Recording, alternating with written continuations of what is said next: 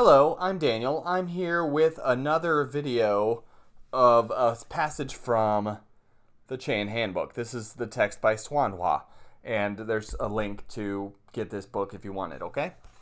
And this passage is called, and we've been doing this section on posture. If you've been following the series, we've been doing this section on posture, and we're still there. In the Zen tradition and the Chan tradition, we talk about posture a lot because body and mind are connected. So if you're sitting right, your mind is also right. That's the thinking behind it. The thinking behind it is if we're not sitting correctly, if we're lounging around, if we're standing, if we're laying down, if we're fidgeting or whatever, that's not helpful to us. So that's why we hit posture again and again and again. So this is about legs. This passage is called, "Once your legs no longer ache, you have really begun investigating Chan." Once your legs no longer ache, you have really begun investigating Chan. And I will read this passage. It's kind of a short one, and then I'll comment on it. When you first learn how to sit in full lotus posture, if your legs feel stiff and painful, you may sit in a more comfortable manner. Thereafter, you should learn to sit in half lotus position. Then, when your legs do not feel so painful, you can learn to sit in full lotus position. When your legs no longer ache, you have really begun investigating Chan. That marks the actual beginning. Basically, Chan investigation is intentionally looking for something to do when one has nothing to do. For instance, a cultivator who has eaten his fill, slept enough, is warmly clothed, and has nothing else to do will then investigate Chan. Getting good at it, we can then roam and play in the world.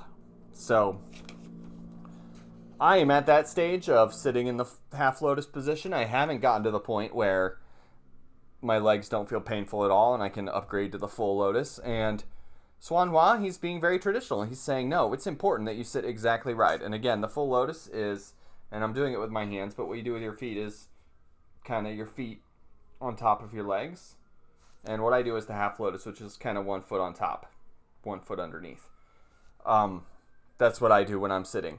And that being said, these days, a lot of people sit in chairs and you just firmly plant your feet on the floor. But he's really saying what we do with our legs is really important. That's what he's expressing here. And that once we've got our legs right, then we can really be on the path. We can really investigate Chan. That's what he calls it. Looking for something to do when one has nothing to do. I like to think of it as just be fully present with what's happening, because the truth is there's always things happening. We just think there's nothing happening.